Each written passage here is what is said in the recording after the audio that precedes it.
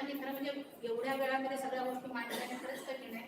समर्थांची क्षमता मर्याद आपण तिथपर्यंत पोहोचलो तरी पुष्कळ म्हणायचं. मूर्ख लक्षण सांगितलंय, नेटकेपण असावं म्हणजे काय असावं, त्याच्यासाठी मूर्ख लक्षण सांगितलंय. जयाच्या पोटी जन्म घेतलेला त्याशीच विरोध करीत तो एक मूर्ख. हल्ली बघा प्रत्येक घराघरात प्रत्येक जण ऐकत असेल. 14-15 वर्षाचं पोरग झालं की तुम्हाला काही कळत नाही. तुमचा काळ बदल तुम्हाला काही कळत नाही. अरे काळ बदलला तर साधनं बदलतात, साध्य बदलत नाही. कारण काळानुरूप साधनं बदललीच पाहिजे. आणि मग तुम्हाला काही कळत नाही, मग त्यांनी सांगितलेलं त्यांनी प्रत्येक गोष्टीला विरोध करा. ज्यांच्या पोटी जन्म घेऊन ज्यांनी तुम्हाला इथपर्यंत आणलंय हे तुला म्हणण्याचं सामर्थ्य कोणी दिलं? त्यांनीच दिलंय ना. त्यांनी हे सामर्थ्य दिलंय म्हणून तुला वाक्य करू शकतोस त्यांच्याशी.